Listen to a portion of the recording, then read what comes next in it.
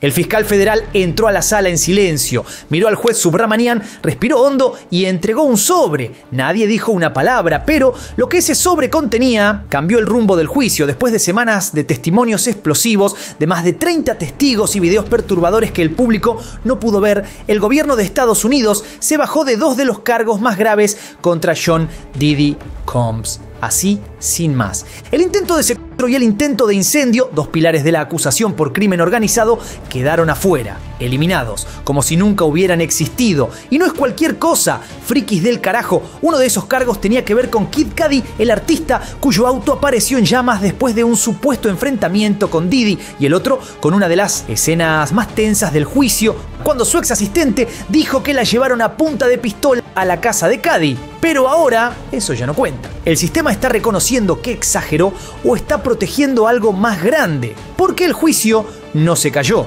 El fuego se apagó, sí, pero las brasas siguen ardiendo y lo que viene ahora puede ser todavía más suculento. La bomba cayó en forma de una carta, breve, fría, quirúrgica. En pocas líneas, los fiscales federales anunciaron que se bajaban de 2 de las acusaciones más explosivas del caso, el intento de incendio y el intento de secuestro.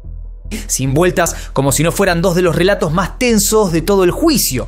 Lo que hasta hace días era parte del corazón de la narrativa del gobierno, esa idea de que Diddy era una especie de capo mafioso con un círculo que ejecutaba sus órdenes, empezó a desmoronarse. Según el documento, el gobierno ya no planea seguir adelante con esas teorías de responsabilidad. O sea, no las van a defender, no las van a explicar y el jurado ni siquiera va a recibir instrucciones para evaluarlas. Pero esto no es un simple ajuste técnico, es una decisión política dentro del juicio, porque uno de esos hechos tenía que ver con una de las estrellas más conocidas de la música, Kid Cudi. El tipo testificó que Diddy entró a su casa furioso tras enterarse de su relación con Cassie. Y poco después, su Porsche apareció prendido fuego en la entrada de su casa. Hasta ahora, eso era una pieza central para demostrar intimidación, represalia y poder. Hoy quedó afuera.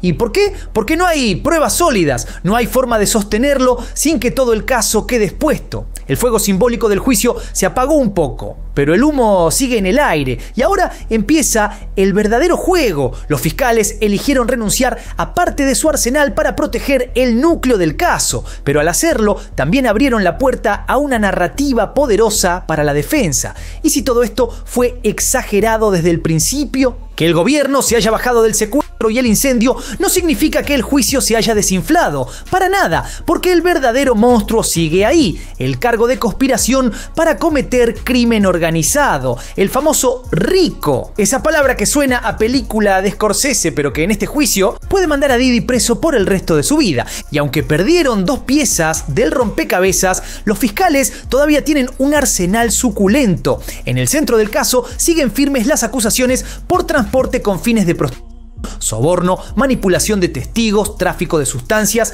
y, lo más grave de todo, tráfico sexual.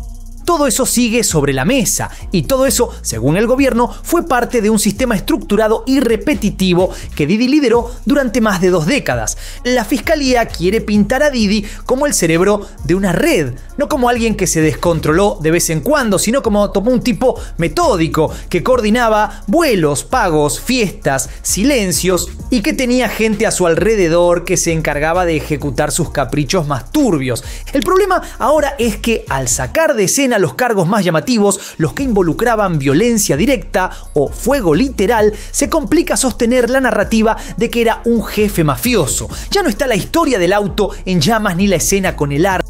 Lo que queda tiene que funcionar por sí solo y ahí es donde entra el riesgo. El RICO necesita, por definición, al menos 2 actos criminales conectados por un propósito común. 2 actos probados, 2 o más miembros trabajando en conjunto y lo que antes parecía una trama sólida ahora tiene huecos. ¿Hay suficiente para sostener la idea de que todo esto fue una empresa criminal o estamos viendo cómo el caso se va afinando tanto que termina dejando afuera justo lo más impactante? Quedarse sin 2 cargos no mata el juicio, pero sí cambia el relato. Y en un caso tan mediático, tan simbólico, tan jodidamente cósmico, el relato lo es todo. Durante semanas, esos dos nombres flotaron en la sala del tribunal como fantasmas que no terminaban de irse. Capricorn Clark y Kid Cudi no eran solo testigos, eran piezas clave de una narrativa que buscaba mostrar a Diddy como una figura peligrosa, capaz de todo, pero ahora que el gobierno retiró los cargos vinculados a sus relatos, la pregunta inevitable es ¿qué tan sólidos eran esos testimonios? Capricorn Clark fue la ex asistente que subió al estrado y soltó una bomba. Dijo que Diddy, armado, la obligó a subirse a un auto y la llevó hasta la casa de Kid Cudi, supuestamente como parte de una escena de intimidación por su relación con Cassie. Según ella, hasta llegó a llamar a Ventura para advertirle que algo turbio se venía, un relato de película, pero sin pruebas externas, sin otro testigo que lo confirmara, sin registros ni evidencia concreta. Y Kid Cudi, el otro testimonio estrella, declaró que su Porsche fue incendiado en la entrada de su casa después de que Diddy se enterara de que salía con Cassie. La historia era impactante, visual, cinemática, pero el fuego al final no alcanzó. No hubo cargos, no hubo responsables identificados, ni siquiera hubo pruebas de que Diddy estuviera involucrado directamente. Apenas una sospecha que ahora quedó descartada hasta por el propio gobierno. Entonces, ¿qué pasó? ¿Mintieron? ¿Se exageró? ¿O simplemente no había manera de demostrarlo con el nivel de exigencia que requiere un tribunal federal? Lo cierto es que estos testimonios estaban puestos como columna vertebral de la narrativa de violencia directa, y con su exclusión, el juicio sufre un giro narrativo clave. Ya no se trata tanto del Diddy que prende fuego autos o lleva asistentes a punta de pistola. Ahora el foco está en otro lado. En lo estructural, en lo invisible, en los traslados, los pagos, los pactos silenciosos. Y eso, aunque menos espectacular, puede ser igual de letal si logran probarlo. Pero claro, sin Capricorn, sin el Porsche en llamas, sin armas, sin humo. ¿Cómo le vendés eso a un jurado que ya escuchó historias tan extremas y ahora ve que ni siquiera las van a considerar? En un juicio tan mediatizado como este, cada movimiento tiene peso simbólico, y que el gobierno federal se baje de 2 cargos explosivos a días del cierre no es solo un ajuste de estrategia, es munición de lujo para la defensa, porque si los fiscales se retractan, la defensa se relame. Desde el primer día, los abogados de Diddy martillaron una misma idea, que el caso estaba inflado, que el gobierno armó un castillo de naipes con relatos exagerados, emociones crudas y titulares virales, pero con poca evidencia concreta. Y ahora, sin necesidad de que el jurado diga nada, el propio gobierno les dio la razón, al menos en parte. El abogado Mark Agnifilo ya había presentado una moción bajo la famosa regla 29, pidiendo que el juez directamente deseche toda la causa. Su argumento era claro: no hay base legal suficiente como para que esto siquiera llegue al jurado. Un juicio sin pruebas reales, decía, es solo teatro. Y ahora puede pararse frente al mismo juez y decirle: vio, su señoría, hasta ellos reconocen que 2 de sus historias más fuertes no se sostienen. ¿Cuántas más están por caerse? Y el momento no es menor. Los alegatos finales están por comenzar. Lo que quede en pie va a ser lo que escuche el jurado como versión final de la historia, y todo lo que se descarte ahora es tierra ganada por la defensa. Además, hay un mensaje subliminal que ya se instaló. Si el intento de incendio y el secuestro eran mentira o no comprobables, ¿por qué deberíamos creer el resto? La defensa no necesita demostrar que Diddy es inocente, solo tiene que sembrar una semilla de duda razonable, una sola, y con esto le acaban de regalar una. Claro que el juicio no se termina acá, pero el relato ya empezó a resquebrajarse, y para la defensa eso es oro puro. Lo más jodido de todo esto no es que hayan retirado los cargos, es cómo lo hicieron, porque no fue un espectáculo público ni una escena dramática frente al jurado, fue una carta discreta, técnica y con una instrucción muy puntual. Estos 2 cargos ya no requieren explicación, no los mencionen. Listo, outside, silencio absoluto. Eso significa que el jurado, ese grupo de ciudadanos que supuestamente tiene en sus manos la verdad, ni siquiera va a enterarse de que alguna vez existió una acusación por secuestro o intento de incendio. No se los va a instruir al respecto, no se les va a decir esto se descartó por falta de pruebas. Nada, va a ser como si nunca hubiera pasado. Y eso, frikis del carajo, es una jugada quirúrgica, porque protege al gobierno del riesgo de quedar expuesto si el jurado decide que esas partes eran una exageración, pero también le permite a la defensa jugar con algo mucho más venenoso: la insinuación de que hubo elementos ocultos, recortados o manipulados. ¿Quién decide qué se ve y qué qué no? ¿Qué se juzga y qué se borra? ¿Qué pasa si había otros cargos pensados, quizás más turbios, más comprometidos, que también se cayeron sin que nadie se entere? Porque en un juicio federal cada palabra que se le dice al jurado está medida al milímetro, y si un fiscal decide borrar algo del mapa, el jurado no solo no puede opinar, ni siquiera puede saber que eso existió.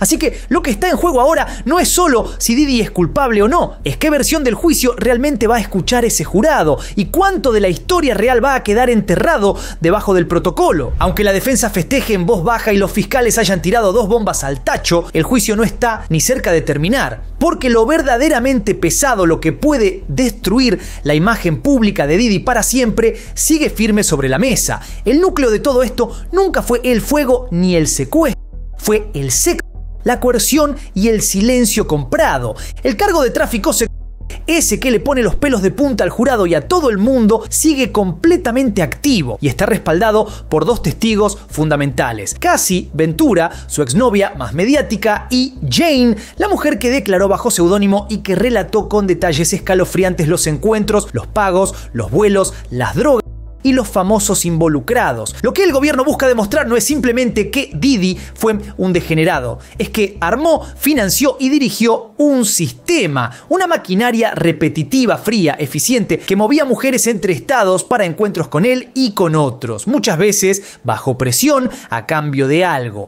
plata, droga, promesas, y que, según los fiscales, no lo hizo solo, lo hizo con su staff, con sus asistentes, con sus empresas, con todo su entorno al servicio de ese placer deformado. Y acá está el verdadero campo de batalla, porque si el jurado cree que esas mujeres tuvieron elección, que todo fue consensuado, la defensa gana. Pero si siquiera uno de ellos cree que hubo presión, manipulación o miedo, entonces el veredicto puede ser demoledor. Los videos sexuales que vieron en el juicio y que el público no pudo ver van a pesar. Las conversaciones de texto, los registros de vuelos, los pagos en efectivo, los contratos de confidencialidad firmados bajo amenaza, todo eso es el corazón del caso, y lo más fuerte es que, más allá de las dudas sobre incendios y armas, nada de eso fue retirado. Se cayeron 2 cargos en uno de los juicios más polémicos de la década: el fuego y el secuestro.